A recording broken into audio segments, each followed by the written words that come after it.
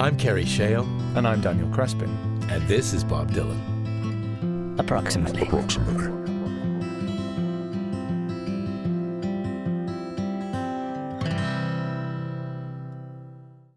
On the rising curve, where the ways of nature will test every nerve, I took you close and got what I deserved when we were born in time. Just when I knew who to thank, you went blank. And just when the firelight was gleaming, you were snow, you were rain, you were striped, you were plain. Oh babe, can it be that you've been scheming? Or was I dreaming? In the hills of mystery, in the foggy web of destiny, you're still so deep inside of me when we were born in time. What I think we should have done really is set it up so that when it cut to me, I was striped. Yeah. Kerry's got this idea in his head of loads of little graphics that he wants. You were playing. Before we get into this song, I just want to share with you a little bit of Dylan nerdery that I had last night.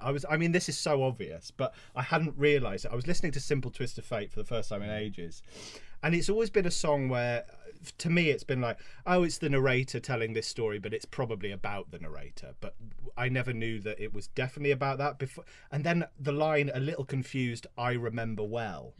I was like, oh my God. I mean, it's obvious, but I'd never picked up. I was like, oh, okay, he definitely is the person in the story. And I thought, oh, I can't wait to tell Kerry, because no one else in my life would give a single solitary fuck about the discovery I made.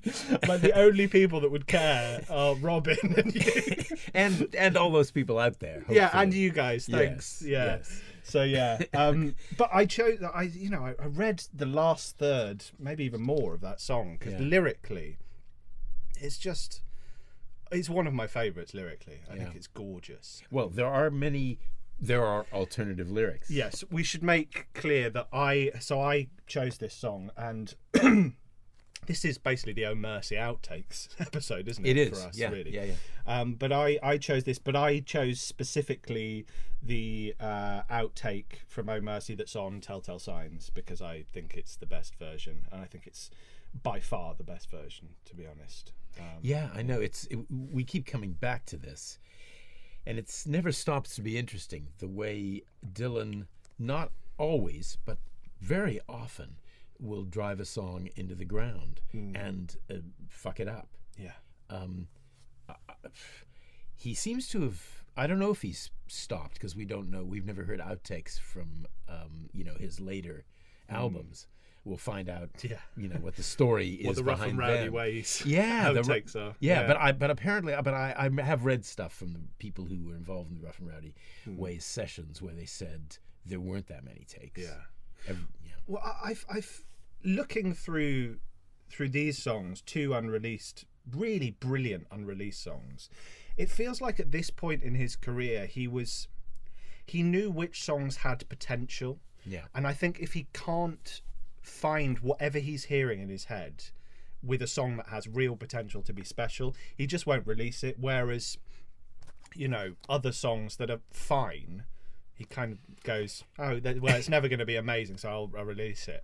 But he doesn't release the ones that could be spectacular. Yeah. But he doesn't quite get there. Yeah, I think there's something. If he can't find what he's hearing in his head, he's pretty much said that. Then he's not going to let the world hear it. But if he didn't have a strong feeling about it, as you just said. So we've missed out on all these gems, and we would have missed out on the by far, 10 times better take of this song on Telltale Signs. Yeah, I mean, this literally wasn't. When was Telltale Signs released? That was. Ooh, I've got it written down. I should know that. I think 1990 something. Yeah, but it years later, and in a way, this episode to me is about what Oh Mercy could have been. I mean, it's still a really good album, I think, but it could have been a truly one of his best. Yeah, he spent too much time, I think, with the songs. Like, I think I can't remember if it was Born in Time, but one of them. No, I think it was Dignity, which we were going to do on a later episode, which I was also researching, and he said it came to him, and it was like it knocked him out, like it just took him over. And he thought, I think I really got something here, which he rarely says. Yeah. And then, he said this in Chronicles, and then he said, but I let it wait. We had the sessions coming in he said, normally I would call everybody up and sort of get people together when I felt so impassioned about something. But he said, nah, I'll let it wait. And 6 weeks later, he'd kind of lost. Yeah. He'd lost it. It's a bit like a dream. It's a bit like, like I used to write down all my dreams for some years. And they always say, and they're right, that you've got to have a book next to your bed, and you wake up and you write the dream down. Yeah. And it's just like, boxes, dinosaurs, room full of wrenches, or whatever it was. But if you don't do that, it's gone. It's gone. Yeah. And I always feel weird talking about songwriting when I'm talking about Bob Dylan, the best to ever do it. But I do write songs as well. And I find that with songs, I mean, there's so many, so you get something in your head and you're out or something and you can't get there. You have to record it down. Yeah, I even hum it. I sort of hum it because otherwise, if you go, I'll remember it tomorrow, it's gone. It's gone. Yeah. It's ephemeral. It comes straight out of your unconscious. Yeah. And it goes back into your unconscious. I think it was Neil Young. I think it's Neil Young. I might be wrong on this, but he says his family and his friends all know that if a song comes into his head, he has to go and do it, whatever it is. So he could be at the dinner table. He go, sorry, I'll be back when I'm back, kind of thing, because he doesn't sit down and plan to write songs. It just happens. That makes sense. Yeah. And I imagine that's what Dylan used to do. And then I got the feeling he was sort of experimenting with not doing that. Yeah.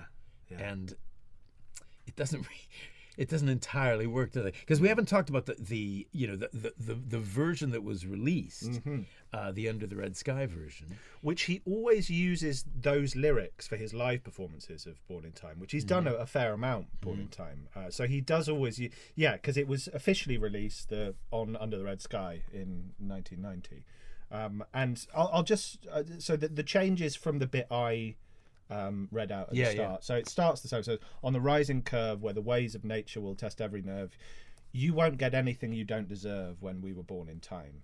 You press me once, you press me twice, you hang the flame, you'll pay the price. Oh babe, that fire is still smoking. You were snow, you were rain, and then it goes back to right. It's I don't know. To me, it's the music that I quite like the lyrics in both versions. I like the lyrics in both versions. I just think there's something so much more special about the unreleased version. But I totally agree with you about the music. It's almost like, because it's a piano accompaniment in the Under the Red Sky version. And the piano works very well with the human voice usually. That's why singing teachers always use a piano. They don't use a guitar. But because Dylan is such a unique vocalist, it sort of doesn't work with the piano. It's too perfect, him doing this sort of accompanied by piano vocal. It doesn't quite work. No, well, I agree that also the vocal on Under the Red Sky it's awful. It's terrible. Sometimes when you begin to hear that, you hear that voice at the beginning of a song, you kind of, not despair, but I just think, that's a real shame, because I can feel him. It's like gargling, and I love most Dylan voices, but there's a few, like the Under the Red Sky version of this song, that you think, this is going to be hard. Yeah, it's too sort of nasally. It's where he gets really like that. It just doesn't quite. And it doesn't. It sounds. And again, it just doesn't sound. It sounds almost too perfect for Dylan.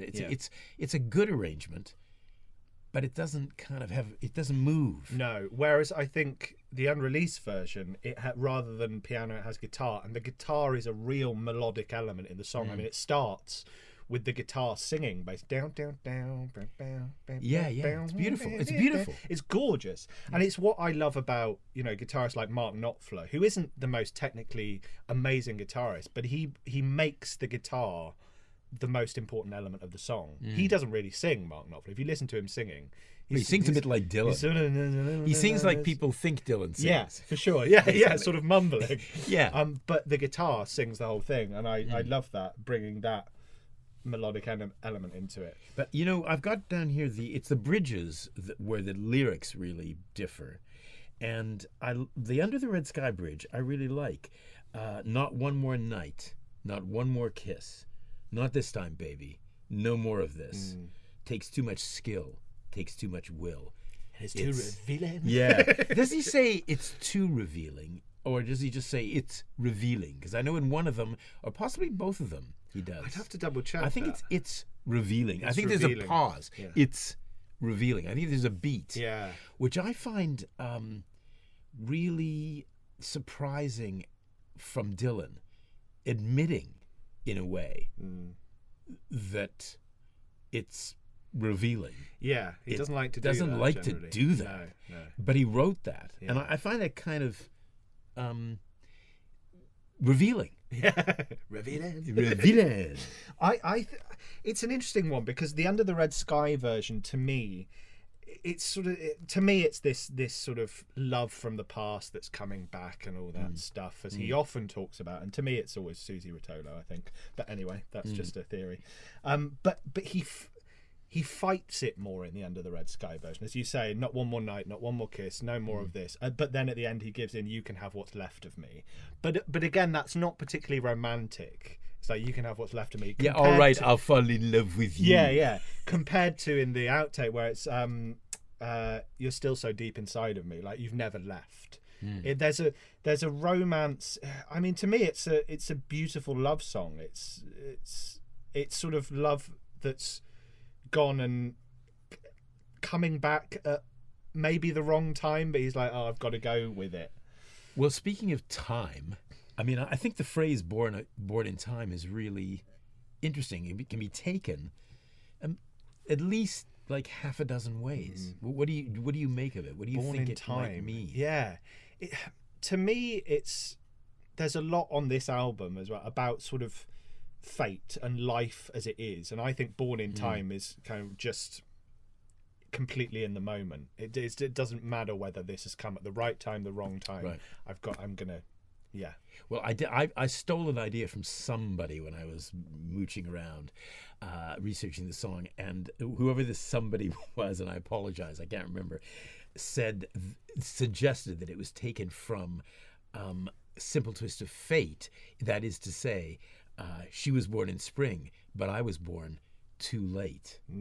But in this one, he was born in time. Oh, there we go. I thought that was pretty, pretty nifty. I do realise, as we've done this podcast more and really diving deep into songs, how little anyone can actually know about most Dylan songs. They mean a certain thing to me, but I read it on the page and it's like, well, I don't actually know what this is about, because it could be about so many things. But the one thing I mean, there's so many things I love about this song, but he paints the scene. I can see in my head the scene he's painted, so this is in the Under the Red. So the lonely night, the blinking stardust of a pale blue light, I think of you in black and white. I walk alone through the shaking street, listening to my heart beat in the record breaking heat. Like, I can see that. To me, it's you're in some hot climate or having some romance. Or you've got a fever. Or you've got a fever. Yeah, maybe it's a fever dream, and you're going out at dusk, and it's just so it's almost like images in this song, they appear and disappear. It's like you don't know what's real, and time isn't really real. Yeah, is it? It's very fluid, isn't it? Yeah, and I think even the phrase "born in time" is very fluid. But also, I've got a couple of other theories about the what "born in time" means. So, like musical timekeeping, it's interesting because I think there's the timing of the Under the Red Sky version is more rigid. As a song, it's more rigid. Yeah. Whereas I think that the earlier version was more fluid. But also, I thought I thought, like you often suggest this about his songs, that it's about his relationship with creativity. You came. Yeah. Is it "you came, you saw"? Just like the law, you married young, just like your ma. Just like your ma. That's great. But also, just born within time, which also applies to animals. Everything is born sort of within this thing that we call time. Yeah. I mean, it's typical Bob Dylan. Something that seems very simple. Yeah. Is very complex. Well, he doesn't like anything that's rigid or definite, does he? And time is sort of although it doesn't actually exist, it's the rigid thing we all agree to in order for things to function properly. No, exactly, because there is another song which I think we're going to actually cover soon, where numbers are in flames. Like time relates to numbers because we use numbers to try to grab hold of time. So yeah, it's and that's just the title. Yeah, that's just the title and you know, a bit of the chorus. One other thing I'm really noticing as we look into with this episode and the next one we're going to do, sort of outtakes and different versions of different songs. I think it really shows with this song and the next one, but this one particularly because there's so many versions, what Dylan expects from his songs. The songs that he earmarks as, okay, there's something that's good about, there's something special in here. There are a number of versions, not because he needs to do a number of versions. It's because it's almost like, I think he's testing, is the song malleable? Can it change under different arrangements? Does it still stand up under many different guises? Because you think he's been touring for decades non-stop, doing a million different arrangements of different songs. And the ones he keeps coming back to, he's done, 10, 15, sometimes 20 different versions of the songs. It's like he's constantly testing how much space they have for different things. Has he done this live a lot? You usually he's done it. He's done it a fair amount, I think. It's not one of his huge ones, but I should have checked exactly. But he did I know he did a few times in the 90s and the early 2000s, and he also did one with Eric Clapton. He did it with Eric Clapton at the Crossroads benefit concert in 98 or 99, I think. Yeah. So yeah, he's done it a fair bit. And it hasn't been covered that much, but it was covered. I think I sent you the cover that Barb Younger did. Yeah, gorgeous. And it was really interesting because I think she used it eventually becomes like a string quartet. At first you think, oh, she's using a violinist, and then there's like a cello, and then and there's even a violin solo. And and yet it's sort of jazzy. It's got this sort of classical backing, but her stuff tends to be quite jazzy. And yeah, I think we're going to have a good time talking to Barb. She'll be our next guest in a couple of episodes down the line. Yeah, although we may have released it by the time. I don't know. Who knows? I get so confused. It's January 2026. January 2026 currently. Happy New Year, everyone. Yeah, but by the time you hear this, it'll be whatever it is. Yeah. Robin knows. Yeah. He knows everything. He's got the spreadsheet. He's got the spreadsheet. My favourite line, on the rising curve where the ways of nature will test every nerve. That to me is just like the human experience on Earth. It's so brilliant, I think. The rising curve. Yeah. Oh. And the foggy web of destiny as well. Well, the hills of mystery. Yeah. The foggy web of destiny. The foggy web of destiny is beautiful. The image of that to me is like, yeah. Oh my God. It does make you want to sing Bob Dylan songs. No wonder everybody covers Bob Dylan songs. It's actually just singing the foggy web of destiny. It feels beautiful just to say. It's poetry. Yeah, it is poetry. I'm afraid it's sorry, poetry. David.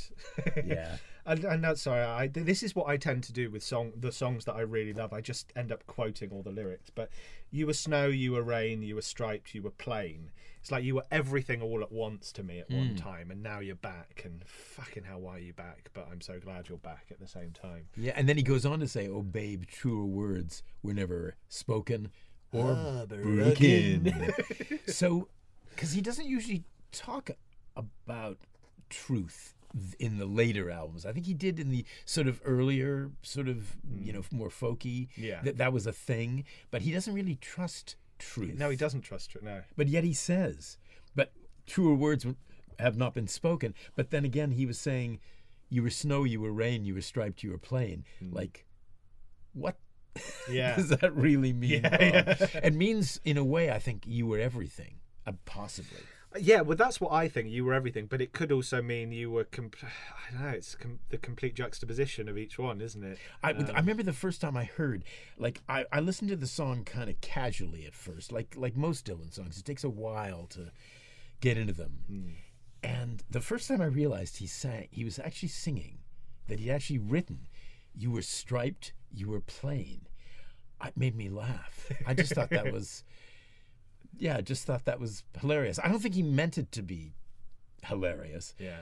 But it's such a bizarre concept. Yeah.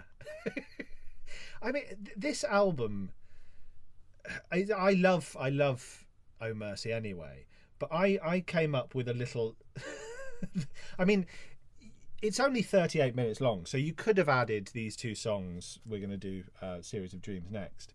You could have added these two songs and it'd still be fine. But let's say you wanted to stick within 10 songs.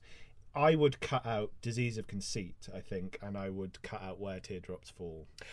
Interesting. They're fine songs. I like Disease of Conceit. I mean, I find it very interesting. It's kind of it's a very it's a hangover from his Born Again Christian phase, I think.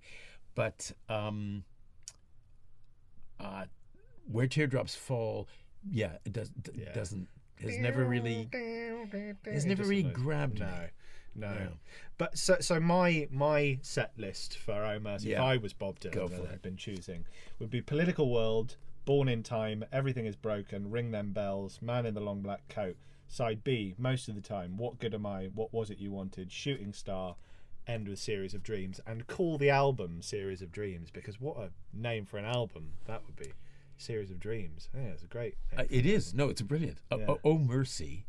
Well, yeah, exactly. That's I've grown to accept it, and just like I've grown to accept the artwork, I still want to do an episode about the album covers. Yeah, because I think it's a fascinating. That could be a bonus. But speaking of episodes and bonus, and we're always having this back and forth. Do you want to do the blurb? Well, it's just that we, if you like this podcast, and you're not one of our Patreon subscribers, our Bobsessives as we call them, you're only getting half the episodes, because we release an episode every week, but the second episode each time is a bonus episode to our patrons. So for £5 a month, we love doing this podcast. It's great, and we love people to hear the bonus episodes, because they're kind of longer and more rambly.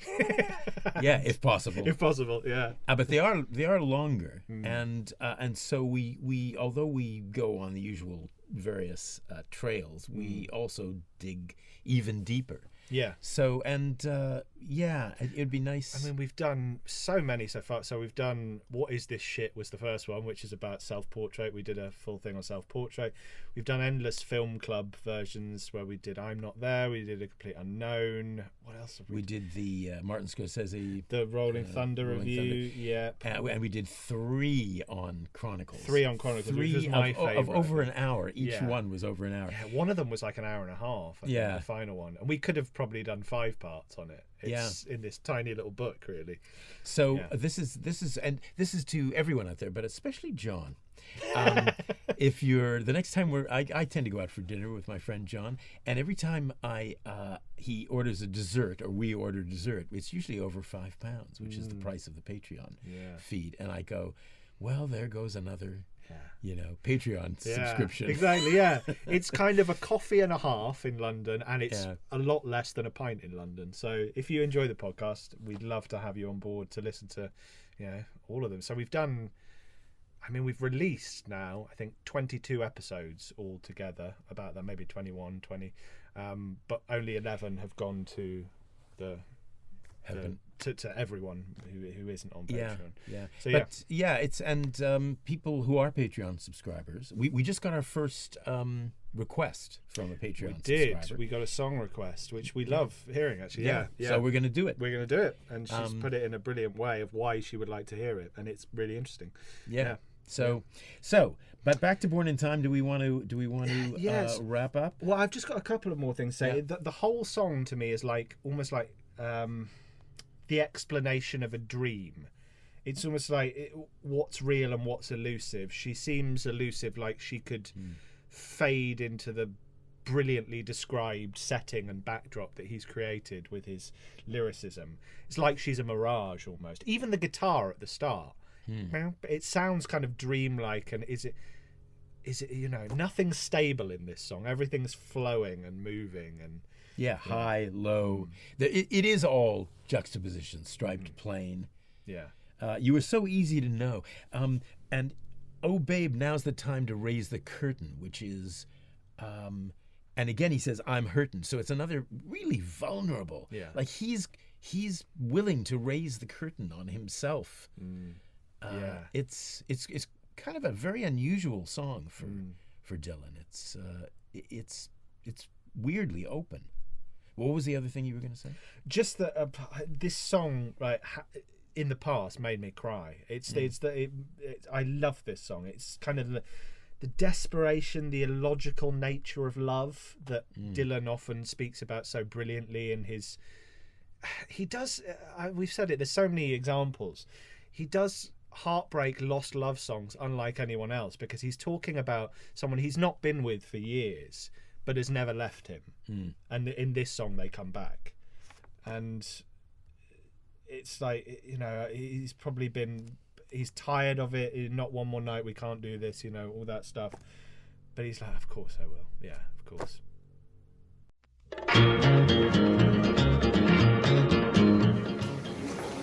What's your light bulb for? I thought you would ask me that. I usually carry a light bulb. Do you think a lot of the young people who buy your records understand a single word of what you're singing? Sure.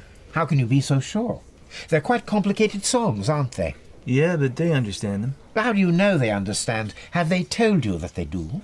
They subscribe. What do you mean they subscribe? They subscribe to the folk rock thing? To the anti-establishment thing? No, they subscribe to Bob Dylan approximately. Maybe they rate it and leave a review. Rate it? Rate what? Look out. The algorithms are coming through. Is that your message? What is your real message? My real message? Yes. Keep a good head, carry a light bulb too, subscribe, rate, and review.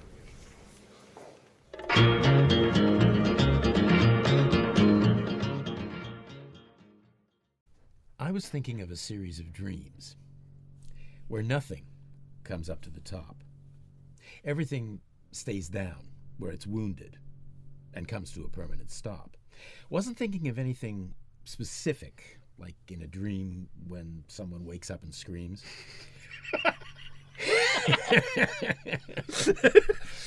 Nothing too very scientific. Just thinking of a series of dreams.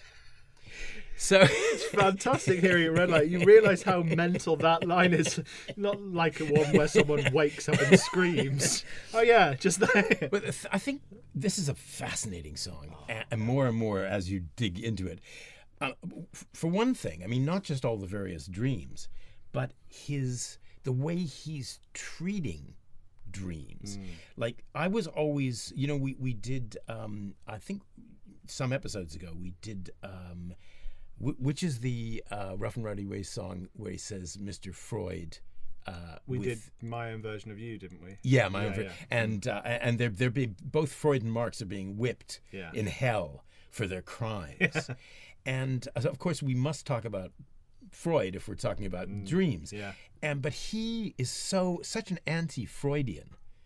The way he says, just thinking of a series of dreams. Well, yeah, it's no big deal. It's a great narration. Like, the narrator of this song is fantastic. It's like not thinking of anything specific.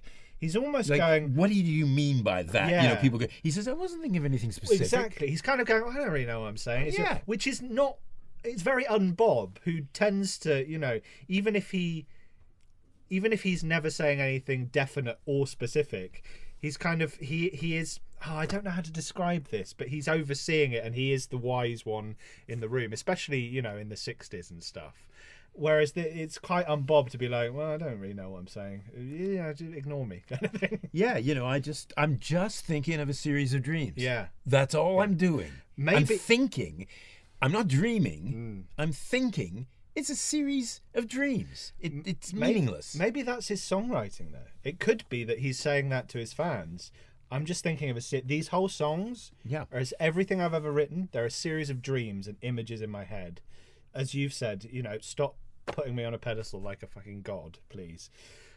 It could be that. Yeah, that's why. I mean, I wrote to myself, use a bored offhand delivery, because I thought that was, you know, everybody thinks even this song, which is saying I was just thinking of series of dreams. Yeah. It's like, I'm just thinking of a series of Yeah. dreams. You know, we take it really seriously. Yeah. But he's kind of, because he's making up these, you know, dreams where the umbrella is folded. I mean, I've heard that line so many times, and I've thought about that line so many times, and I've tried to think, what the fuck is he talking about? Okay. Okay. But Well, I maybe could he go just on to thought, it later, I'll write but- something gnomic, you know, Yeah. with G and gnomic, and I'll let them make of it what they will. You know, Yeah. like the Beatles used to do that too. Sometimes towards the end, when they started doing Dylan-esque lyrics, they just throw that they throw shit out to just, you know, confuse their fans. Yeah. But anyway, go on. Yeah. So just the umbrella is folding. Yeah. It also never made sense to me. But then with the following line, into the path you are hurled. Mm-hmm. So it's almost like, for me, it's kind of, if you think you've got an umbrella in front of you going down this path, you kind of are struggling to see what's in front of you. That to me is what it means. But that could be total bollocks. But it it's could kind of, be- you can't see beyond what's in front of your eyes. Well, he always uses, it's the way he uses verbs is really interesting. So the umbrella is folded is really interesting because is someone folding an umbrella? Look, now it's folded. Dreams with the umbrella, like somebody is folding an umbrella. It is folded. Or is it already folded? I mean, and why an umbrella? Yeah. Yeah. Anyway, Rolling Stone, here's a few quotes.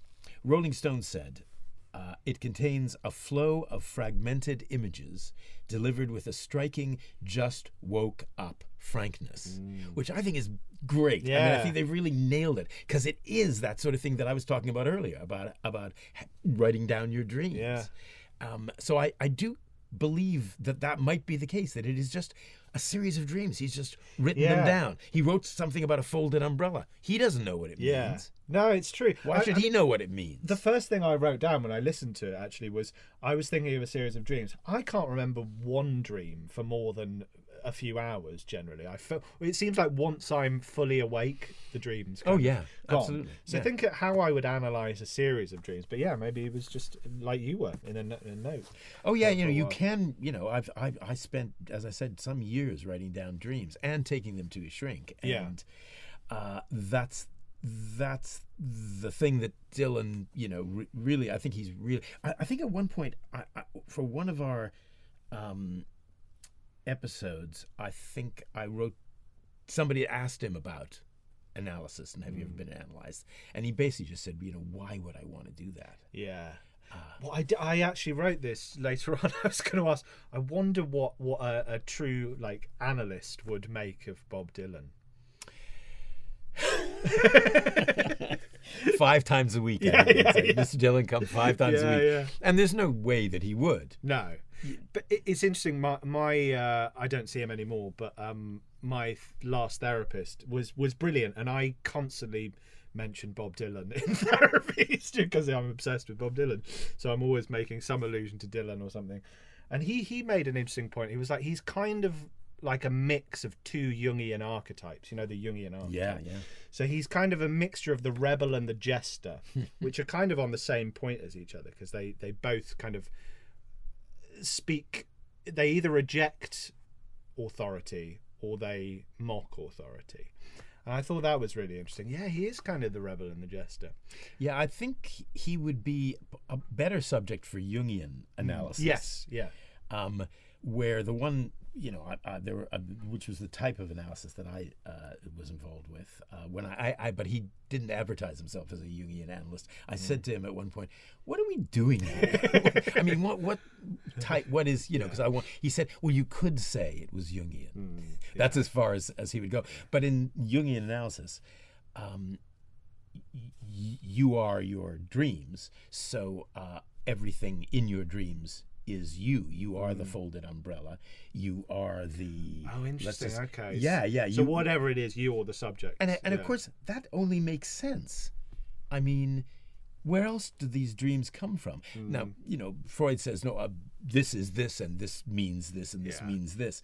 But I think it's more Dylan-esque to consider that everything is everything.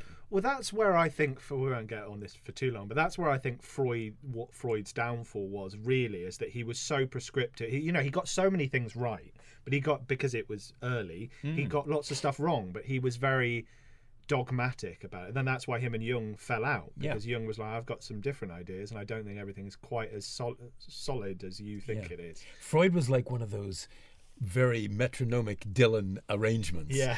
One of those later ones where he's worked on everything for too long. And Jung is more like the outtakes. Yeah. Jung's telltile signs. Yes, Jung is telltile signs that you're crazy. Here's a line that I love. Just the end of a line. And the cards are no good that you're holding unless they're from another world. I find that really funny again. Yeah. It's just like, these cards are no good. Unless they're from another world, in which case they're brilliant. Thankfully, in Jupiter, this is a great hand I'm holding. It does seem like that, doesn't it? Exactly. Yeah, it is a great like that. Is it? I mean, although they're right, Rowling says, like, it does sound like he's just got out of bed and it's kind of this whimsical, nothing specific, but that's kind of juxtaposed with the fact that a lot of the things he's saying are kind of nightmarish, not dreamlike. It's, if the narrator wasn't so calm about it, it's like he's dropped into these awful situations, but he's never desperate. He's wasn't looking for any special assistance. Like, I'll figure it out. I'll figure it out. Yeah. He describes these awful things. Yeah, the cards you're holding aren't worth anything, and someone wakes up and screams, but I don't need any help. I can figure it out myself. I'm Bob fucking Dylan. Yeah, well, he just doesn't like. Boy, if anyone never liked being told what to do, it was Dylan. And if anyone never liked to be told what things mean, it was Dylan. I think that's why he really does dislike the concept of analyzing your dreams in a way that this can be taken as a really anti psychotherapy song. But I think it is very funny. It's brilliantly like the sort of polyphonic rhythm is it's fabulous. I mean, the arrangement is phenomenal. I can't think of there probably is, but I can't think of any other Dylan song where there's a string section in it. Like obviously you have Charlotte Rivera but in terms of like an orchestra, and they swirl, and it's like you're being swept off your feet by the accompaniment and thrown into these situations that he's describing. It's so brilliant, and so maybe that's why he didn't include it. It sounds sort of, not overproduced isn't the right word, but too shiny for Bob's liking a bit. It's like, I don't want a fucking string section, man. I know. I mean, I really feel sorry for Lanois sometimes. I mean, he was giving Bob a lot of the times these absolute gifts, like this banquet, and he just preferred like bread and water. And sometimes he was right, but in this case, he was wrong. It says in Chronicles, it says, although Lanois liked the song, he liked the bridge better. He wanted the whole song to be like that. I knew what he meant, but it just couldn't be done. I don't really know why he liked the bridge better, well, I suppose it's like reaches a crescendo at that point. Is that the dreams where dreams where the umbrella is holding. So it kind of lifts and but it doesn't make. He may have just been making that up, of course. Making it up, The drums as well are just epic. It does make it, though. The few times he's played it live, it doesn't quite work. The drums, though, that drums live kind of dominates the song, whereas on a recorded version you can temper the drums a little. Yeah, and also maybe I don't know who the drummer was on that session. No, I should know. But all drummers are different, and maybe he wasn't able to recreate it. His live drummer, his touring drummer. Well, that was the weird thing, that he didn't invite any of No, I don't think he even had Tony Garnier in on the Oh Mercy sessions, did he? So I think he'd been touring. He didn't have he was touring with G. Smith, Tony Garnier. I should know the other ones. Christopher Parker was still there. No, I don't know. But he brought none of them into the studio for Oh Mercy, which was odd. Yeah, that's probably why he felt maybe so lonely, because Lanois brought all his people in, and they were good people, but I guess it's maybe sometimes he puts himself in positions of loneliness. Maybe he wanted to be lonely, because if you read about the sessions in Chronicles, it sounds like he was almost having a breakdown during them. And the nicer Lanois was to him, the more ornery he was, and eventually Lanois snapped. But I wonder if he left this off because it's almost too close for comfort as far as how he gets his inspiration. And he's writing a song about dreams. That's he writes a lot of songs about dreams, but this one is right in there. Oh, by the way, this is where, remember I said about the numbers are burning? It's this song. Oh, is it? It's one of the takes of this song. In one, The Surface Was Frozen is what he's got on BobDylan.com. but what he really sings is, in one, the numbers are burning. In another, I witnessed a crime. In one, I was running. And in another, all I seemed to be doing was climb. I have to name check Luke, who from Is It Rolling Bob, because that used to drive him demented. He kept saying, climbing, Bob. Climbing. It's climbing. Yeah. But I like the way what he does there. In one, I was running. In another, all I seemed to be doing was climb. It's not climbing. It's just like climb.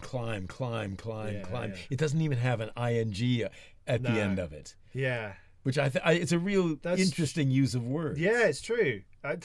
This is one of my favourite lines from the song. I don't know what you think of this. So there's no exit in any direction except the one you can't see with your eyes. That's Dylan, right? When I read or hear lines like that, I love him so much. He's just bonkers, and I fucking love him. Dreams where the umbrella is folded, because normally he had the umbrella being folded at the end of a line. There's two lines, I think, where the umbrella is folded. And into the path you are hurled, which I love it. Are you being thrown into the path where it's the path towards enlightenment? Or I keep picturing a bunch of horses stampeding down this path, which are going to crush him. And then goes on to say, and the cards are no good that you're holding. It's like life is, it's a series of chance encounters. You're thrown into some path. Yeah, and I think this is in some ways him accepting that and going, and I can deal with it, and I have dealt with it. So it's like that line where I think he says, where was it?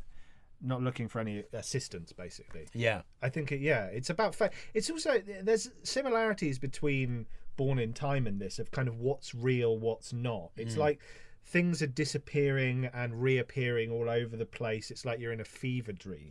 Yeah. And I do think there's all sorts of unresolved situations. Like mostly, it's he throws the situation into the song, and then he doesn't touch it. Yeah. I realised actually, and Oh Mercy's an album I really, really love, and looking into it more, it just, I mean, I should have figured this out before, but it's an album of chaos when you think about it. I mean, in the studio, for one, it was chaos. By the sounds of it, they weren't getting on. But also you have, it opens with political world. Everything is broken. There's loads of chaos. And the arrangement of this is beautiful chaos, but it's a swirling chaos. Born in Time, it's not chaos, but it's unknown, which kind of is chaos in a way. It just struck me kind of how much of this album is about themes of, well, we're surrounded by chaos, and that's the human condition. I know, he could have called the album Everything Is Broken. I think that would have been a good title too. There's one line that every line is intriguing, because I think this is one of his songs where almost every line has at least three meanings. And one that I like is I'd Already Gone the Distance. Yeah.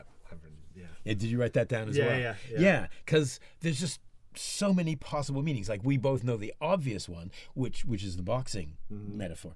But I think a lot of people probably don't even realize that it really comes from, as far as I know, from the boxing world. If you go the distance, you go all 15 rounds, as it was back then. I can't believe they used to do 15 rounds. Yeah. Watching Ali Frazier won, it's like, no wonder both of them ended up in hospital. Yeah, and we're never the same again. No. Yeah, no, that was a good move to cut it from 15 to 12. Yeah, like absolutely. People probably don't realize it used to be 15. Of course, before that, there were when it started, when it was bare knuckle stuff, it was unlimited, unlimited round. Yeah. But anyway, I'd already gone the distance. So it could mean, like, one of the other meanings to me is that I've already walked down that path, into that path. I was hurled. I've done that. I think it's a similar thing to, I've dined with kings, I've been offered wings, and I've never been too impressed. It's kind of like, I've already gone the distance. It's like Bob's gotten to a stage where he's done everything that he ever wanted to do and more, seen so much, that he can kind of stand back and witness the chaos of life from a more stable footing and comment on it. And I like that. And this was decades ago. He wrote this a long, long time ago. And at a time where, it could be bullshit, but he says in Chronicles, he was seriously considering before Oh Mercy just hanging out the boots. I've done everything, as Nish said, and I thought this was a really Nish Kumar, Nish Kumar, yes. As he said, he said Dylan could have stopped in 1966, done the motorcycle, never got back, and he'd be just as legendary. In fact, he'd probably be more mythic, because it's like he'd be one of those. He'd be like James Dean. Yeah, exactly. Yeah, exactly. No, it's always amazing to me the fact that he's, as we record this, still on this earth, because he's been through so much. Even back then, when he was thinking of, as he said, quitting. Yeah. He's still done more than most of us will do in our little puny lives. Yeah, it is difficult sometimes as a Dylan fan, because I have to really try not to compare any element of my life with him, because it is just like, oh, this is someone that's very special. By the way, we haven't even talked, about the video. I don't know if you remember the video. I rewatched it. I haven't rewatched it. I do remember it, but it's well, it was nominated for a Grammy. Like, he started taking videos seriously. At certain points in his, most of the time he doesn't seem to. I think most of the time he was forced to take them seriously. Most of the time he was forced to, and then he just did these bizarre videos in the last in this century. But in this video, maybe somebody put it together without his input, but there's some fascinating stuff. The video deconstructs his career, really, up to that point. And the Subterranean Homesick Blues cards, like, they use all sorts of previous footage, and the Subterranean Homesick Blues cards come up with no good holding. The cards are no good that you're holding. So he actually... Now, it's a video, isn't it, that came out years after this song. It was one of those that I don't think it was at the time. I don't know. No, because years later he did do it. The Subterranean Homesick Blues redid that. But they did a few. They sort of, like, his team, I think in sort of 2016 and stuff, did a load of stuff for YouTube where they took songs that didn't have a video and made a video. It might be one of those. I don't know, because it looks to me like a kind of a 80s or 90s video, but maybe it's made to look like that. So maybe that may very well be true. But there's lots of photos in it. There's one photo of Bob Dylan in the taxi with a superimposed Lenny Bruce, just for like a second. Yeah, because I took a taxi. Blink and you miss it. Yeah. He mentions that in the song. There's Dylan Thomas. There's Jesus. There's Allen Ginsberg. There's Jack Kerouac. There's John Wesley Hardin pops up. That picture that we've sort of all seen because there's only one. His parents pop up. So it's a really interesting that it was released under the name of Bob Dylan. I was interested that that he would allow that he would approve of that. It may have been Jeff Rosen's idea, but that he would approve of looking back. It's entirely not don't look back. It's entirely look back on. I think it's a real shame in a way that he's only played it 10 times live. It's with the original arrangement, it would be a very hard song to play live, but I think it's an underappreciated. But so many of Dylan's great songs, I think, are underappreciated by Dylan. Like, he's never played Red River Shore live, and I think it's a fucking masterpiece, that song. I think the difference to me with this song, it struck me listening to it recently, is that it's weirdly accessible because we all have dreams. Yeah. We've all had weird dreams. Not unlike, you wake up in the morning and you think, it's almost like, the cards are no good that you're holding unless they're from another world. Makes sense within a kind of a dream if you're telling your dreams to somebody else.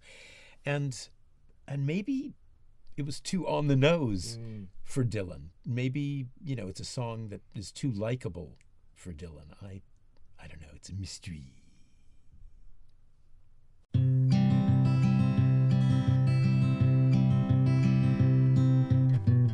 That was Bob Dylan Approximately with Kerry Shale And Daniel Crespin. Produced by Robin Guise. and recorded at Lip Sync Post, Soho, London. For longer bonus episodes, join our Patreon feed. And if you have a Bobsessive friend, please spread the word. It ain't quite the end. We'll just bid farewell till we meet again.